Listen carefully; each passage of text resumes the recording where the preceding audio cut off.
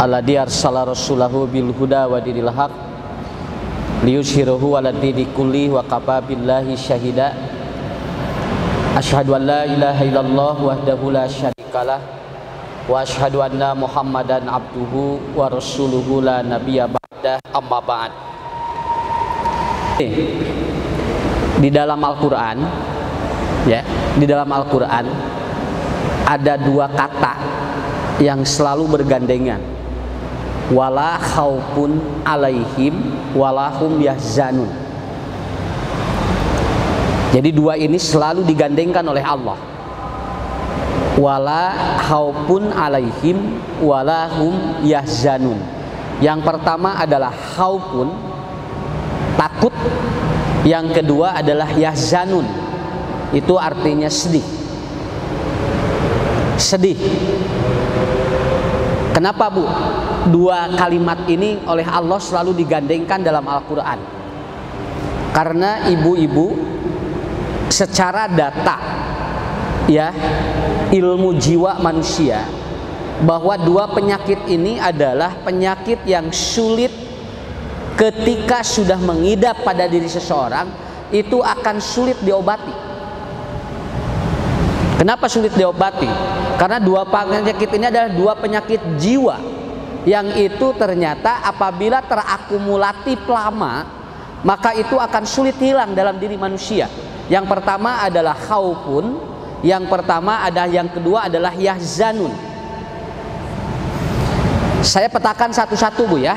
Nanti supaya ibu, bapak ataupun nanti paham bagaimana memahami kondisi kejiwaan.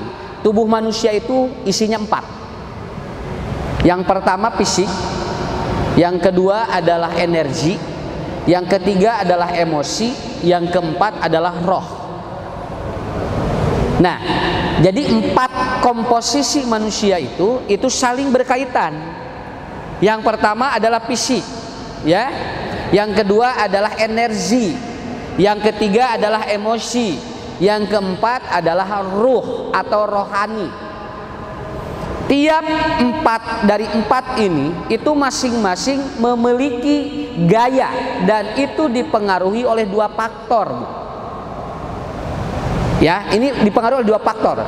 Nanti ibu hafalin aja skemanya dari saya, karena saya akan bikin rumus-rumusnya aja dulu. Contoh begini, kenapa orang cemas? Kenapa orang itu banyak was-was? Kenapa dia banyak takut? Kenapa dia banyak sedih? Ini kan rumusnya mudah. Ibu tinggal memahami rumusnya, nanti ketemu apakah orang ini penyakitnya cemas, was-was, ataupun dia depresi atau stres. Itu sebetulnya rumusnya udah ada di Quran. Contoh, orang yang sering nyebut bingung itu pasti stres. Kalau ngobrol, aduh senang bingung, masak naon poe ieu, eta teh stres eta teh, Bu. Udah, itu rumusnya gitu aja. Kalau ada orang ngobrol ya dengan kita, teman-teman, lalu dia sering bilang gini, bararingung ya kita. Nah, itu teh udah stres itu, Bu. Ya, makanya nanti kalau orang sering ngomong bingung, terakumulatif, itu lama-lama dia itu bisa, ketika terakumulatif itu lama-lama bisa jadi tekanan. Makanya kalau lamun ngobrol jeung jaminya tinggali aya kalimat bingung teu kaluar sakitu we. Kalau ada keluar bingung, kalimat keluar bingung dari orang itu, ibu harus tahu bahwa orang ini ada sedikit problem. Ya, nggak apa-apa kan ya? Paling itu penyakit ibu-ibu ya teh, lamun rek balanya sok nyebut bingung wae. Bapak ibu bade masak naon ayeuna duka terusna bingung, kamari hulu hayam. Ayeuna hulu hayam. Tah, eta teh langsung hiji tanya ke pasien, tanya. Kemudian ibu lagi, hari ibu bade masak naon, duka abdi ge bingung sini teh masak naon 2 tah. Jadi di warung teh ngariung, Bu, anu. Itu yang para stres semua itu sebetulnya. Kalau kita berbicara tentang sistem tubuh. Nah, satu jasad. Awas ya, jasad. Jasad manusia itu dipengaruhi oleh 3 hal. Pertama adalah kapa bil mar'i kadiban an yuhaddisa fi kulli sami'a. Manusia itu sel tubuhnya rusak itu kalau atau yang pertama penyebabnya adalah informasi yang masuk ke otak kita tiap hari apa. Makanya ibu jangan dengerin yang negatif. Kalau yang negatif rusak ke tubuh begitu aja. Ya, ibu setiap hari harus dengar informasi-informasi yang positif. Kenapa? Karena kalau ibu setiap hari dengar yang negatif, itu merusak tubuh kita. Makanya kata Rasul, kafabil mar'i kadiban an yuhaddisa fi kulli ma sami'a. Setiap apa yang kita dengar itu akan merubah dan itu akan merusak sel-sel tubuh kita. Paham gak, Bu? Coba iyanya, satu hari dengerin orang yang positif corona, itu sel tubuh rusak, langsung drop.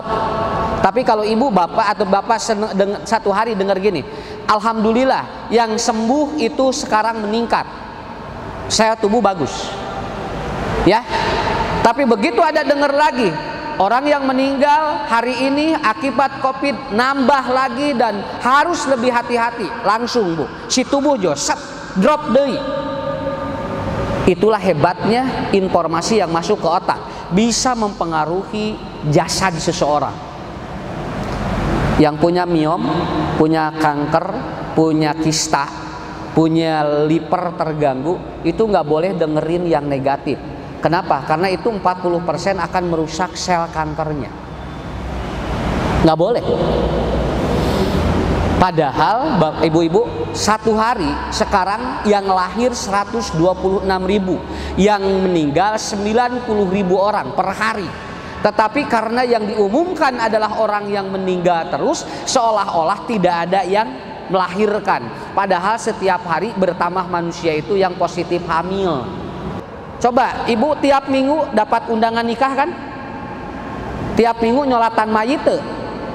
Enggak, kita tiap minggu tidak nyolatin orang yang meninggal, tapi setiap minggu kita bisa datang ke undangan orang yang menikah. Berarti sebetulnya orang yang positif hamil itu lebih banyak dibandingkan dengan orang yang meninggal dunia. Tapi persoalannya adalah apa? Berita orang yang meninggal itu setiap hari diberitakan, tetapi orang yang lahir tidak ada beritanya. Ya, harus positif, Bu. Kemarin saya barusan baca surat kabar. Kemarin Lembang macet 4-5 kilo. Karena apa? Karena orang-orang pada liburan dan mereka bahagia. Saya dengernya bahagia loh. Alhamdulillah. Berarti lamun tos macet, corona teh asa leungit sakitu we. Ya, dan ini terbukti. Tapi kalau seandainya ibu ada berita, begitu ada berita bahwa wah ini katanya zona daerah ini merah lagi, langsung sel tubuh itu rusak. Nabi mengajarkan jangan banyak mendengar yang positif atau yang negatif, tapi seringlah dengarkan yang positif. Kalau mampu ibu, dorobna ala adanihim, cocok telinga supaya kita sehat. Cocokkan ibu cepil, merah sehat. Nah, jadi artinya konsep yang pertama yang diajarkan oleh Nabi adalah apa? Padorobna ala adanihim, cocok telinga kita supaya tidak mendengar sesuatu yang negatif. Itu yang pertama. Kemudian yang kedua, ar-rajulu ala dini khalili falyandur man yukhaliluhu. Yang kedua adalah ibu sering bergaul dengan siapa, itu mempengaruhi tubuh. Mempengaruhi tubuh. Contoh ya, kalau ada yang menguap, itu menular. Ya, orang kalau menguap menular. Nah, contoh, di pinggir kita ada yang menguap. Nah, ini begitu menguap kelihatan oleh kita, itu langsung nular ke kita, Bu. Nah, jadi kita ikut langsung. Jol heulai urang ge. Engke teh katingali di ke ieu, nu ieu jol milu heulai. Eta teh kalau orang cuman menguap, itu sudah menular. Apalagi kalau bersahabat, itu bertukar pikiran lebih bahaya lagi. Sok kira ibu ngobrolnya. Ibu ngobrol jeung ahli kesehatan anu diobrolkeun penyakit sakitu we. Tapi lamun ibu ngobrolna jeung tukang kue nu diobrolkeun harga mantega sakitu we lah. Kumaha ngobrolna jalmi mah, urang ngobrol jeung saha eta sakitu we. Makanya jangan terlalu banyak bergaul dengan orang-orang yang membuat kita menjadi repot. Jadi urang teh jadi berat hirup teh naon sababna? Saatos bergaul dengan orang ini kita jadi berat hidup. Padahal apa? Rasul mengajarkan, lihat Anda bergaul dengan siapa, karena itu akan merusak tubuh kita. Saya pernah belajar, Bu, di satu negara. Itu ada dokter ya, ada seorang ahli terapis. Dia itu kalau datang pasien, Bu, kalau datang pasien, begitu datang pasien dokternya langsung begini. Nah, dia langsung berdiri. Si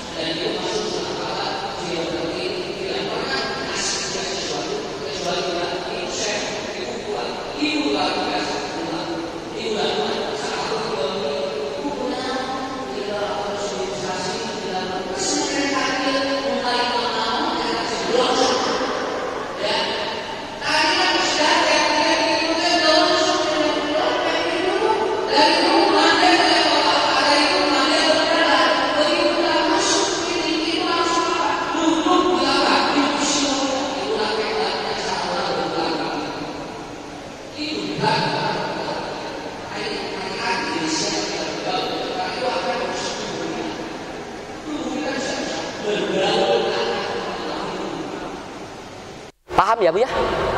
Nah ini, jadi saya mengkonfirmasikannya ke sana.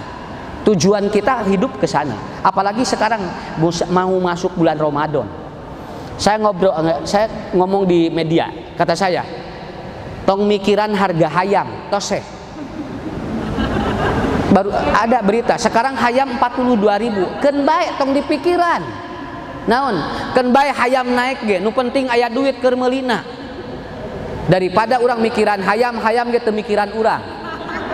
So, aya hayam mikiran urang ngahuleng. Teu aya, biarkan aja. Kalau ibu tidak sanggup beli daging ayam, gampang, meuli hulu hayam. Huluna moal mungkin sarua hargana. Kalau teu kabedag huluna, meuli ceker hayam. Bulan Ramadan luar biasa Bu. Kalau hulu teu kabedag, ceker teu kabedag, daging teu kabedag, ibu mais dikotok. Sok nangis surawung dia non dicengekan jam 12 siang mah Bu, bulan Ramadan naon wae ge enak lah kitu we. Daripada kita manteng gini kan, oh dia dari tekanan apa? Karena kuncinya di sana. Persoalan hidup manusia ada di nomor 3 yang akan merusak tubuh manusia. Yang ketiga adalah apa? Sistem stres manusia. Makanya tadi kembali wala khaufun alaihim wala hum yahzanun. Pernah dengar cerita saya, dongeng ataupun khutbah saya, cerita selama saya pernah menerangkan ada seorang ibu yang dia suaminya masih ada, selalu ngomong begini, "Pak, kumahanya lamun bapak maut." Suaminya lagi ada itu. "Pak, kumahanya lamun bapak maut. Engke mamah kieu kieu kieu." Awas Bu, ibu kalau ngomong kalau bagaimana kalau suami mati dan suaminya masih ada, itu akan merusak tubuh kita. Engke we mikiranna geus maot, aya keneh geus disipikasieun. Nya, kumanya lamun bapak maot, gua mah engke we, maot heula we ayeuna mah. Nya, ulah waka mikiran maot tadi encan da eta teh nu jadi ngaruksak teh eta. Nanti juga ibu kalau sudah mati nanti ada juga kepikiran. Ieu mah aya keneh geura geus dipikiran maot. Jadi tungtungna kumaha? Lila-lila salaki teh maot we. Heda diomongkeun wae atuh. Padahal jalan aja. Ibu nanti jangan dibiasakan ngomong itu di depan suami. Pak, kumaya kalau bapak nanti meninggal ya, mamah kayaknya gini gini gini, segeranya. Taye cek Nabi, iya jalmi kaganggu. Jangan, biarkan aja. Suami ibu bisa bilang gitu nggak ke kita? Bisa. Suami ge ngantara diomongkeun, we salaki urang mah, naon sababna? Da salaki urang mah geus siap. Bisi ibu rek maot mah ngawe nya gitu. Makanya jarang diomongin kalau istri kan gimana ya. Makanya Nabi mengatakan dalam hadis, ada bayi yang sulit keluar dari rahim ibunya karena orang tuanya dua. Satu, si orang tuanya dia takut anaknya ketika keluar. Pak, gimana ya anak kita nanti kalau nanti keluar nanti mahal sekolahnya. Si orok teh kikian we lol. Cek orok terek moal cenah ieu teh. Loba kasieun hirup teh nya. Akhirnya apa? Jadi seperti itu. Ibu, nomor 3, manajemen stres. Tidak boleh ngomong takut seandainya belum terjadi. Seandainya belum terjadi. Paham? Kumahanya lamun engke mamah positif corona, pan encan positif nage atuh. Kumaha engke we mikirna geus kajadian kakara mikir, can kajadian geus mikirnya lieur atuh ka ibu. Ya, coba Bu bayangkan kalau seandainya terus kita hidup seperti itu. Inilah yang akan mempengaruhi fisik kita. 3, 1 informasi, 2 bergaul, yang ketiga bagaimana ibu mempola tingkat stres manusia. Ini baru 1 Bu. Belum dipelajari ilmu energi. Nanti belajar ilmu energi, ya. Nanti ibu belajar ilmu emosi. Nanti ibu belajar ilmu rohani. Orang yang tidak mau sholat itu bukan gangguan jiwa. Orang yang tidak mau sholat itu gangguan rohani. Maka nanti diobatinya jangan gangguan jiwa. Da jalmi anu tara sholat mah lain gangguan jiwa, tapi dia gangguan rohani. Tapi kalau ada orang yang banyak takut berlebih, itu bukan gangguan rohani, tetapi itu adalah gangguan jiwa. Saya akhiri ya, 1 aja dulu fisik. Begini Bu, kalau ingin melihat batin orang itu sehat, lihat matanya. Kata Nabi, lihat mata seseorang. Kalau batinnya sehat, matanya cerah dan dia bercahaya. Tapi kalau batinnya sakit, maka matanya dia akan suram. Ibu nggak perlu jadi paranormal, membaca kondisi hati seseorang, lihat dari mata dia. Sok tinggal, malah bisa dibohongan. Mata kelamun anu kaganggu mata atau batina, eta teh sok hese bobo. Jadi we insomnia. Kenapa? Karena terganggu batin berhubungan dengan jantung, dan jantung kalau terganggu tidak bisa istirahat, maka dia akan tidurnya selalu bangun. Jadi lamun aya nu sesah bobo eta teh kaganggu batin. Tos sakitu. Kahartos. Ustad, nah abdi cenah bobo gugah deui sok. Cobian taros aya nu kaganggu batin. Ah teu aya cenah da abdi mah teu ngemutana naon. Ah bohong. Lamun teu ngemutana naon mah tibra bobona sok sakitu. Matak ibu lamun nuju ngaos tibra eta teh batin teh sehat. Nya nuju ngaos teh urang teh jolep weh ta eta teh sehat batin teh. Kusim kuring moal diwagelkeun bae naon hese naon sababna obat jami erek bobo teh awis ayeuna urang unggal ngaji nunutan alhamdulillah. Nya matak engke dongkap ka masjid doana bismika Allahumma ahya ngarasa suhei. Apakah Ustaz salah? Enggak. Orang lain susah tidur Bu. Orang lain susah tidur karena batinnya terganggu. Kita dimanapun bisa. Dan itu alhamdulillah. Makanya lihat bapak-bapak ibu-ibu, nanti kalau ada orang yang dia dimanapun dia itu tidur, berarti batinnya sehat.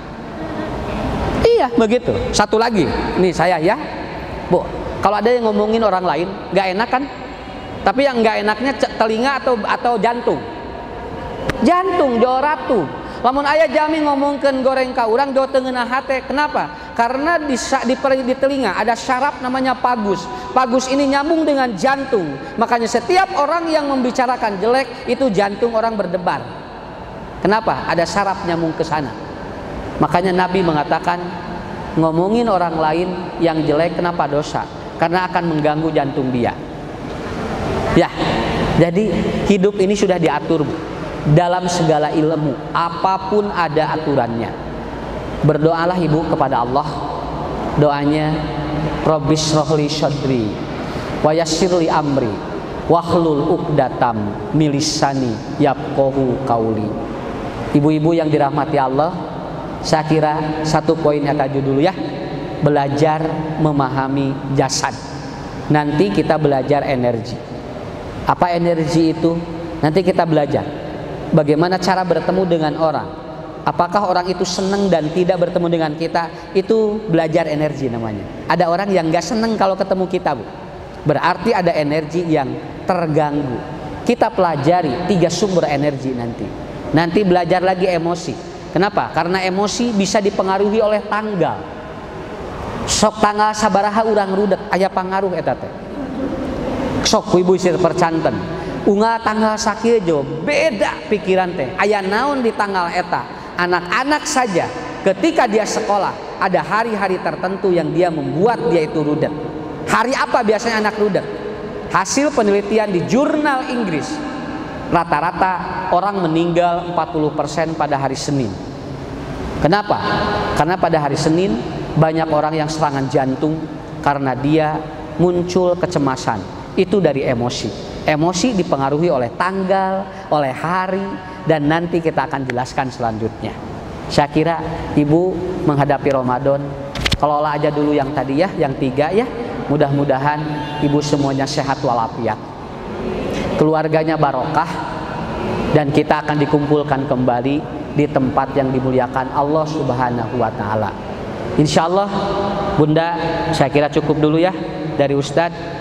Nanti dilanjut lagi kesempatan yang akan datang, supaya Ustadz nanti pada duhur udah ada di Garut. Ya, nggak apa-apa, nggak apa-apa ya. 30 menit nggak apa-apa ya. Ya, nggak apa-apa. Ya saya juga nggak apa-apa. Ya nanti ketemu lagi lah. Nanti ketemu lagi. Siap. Amin ya. Sehat semuanya ya. Assalamualaikum.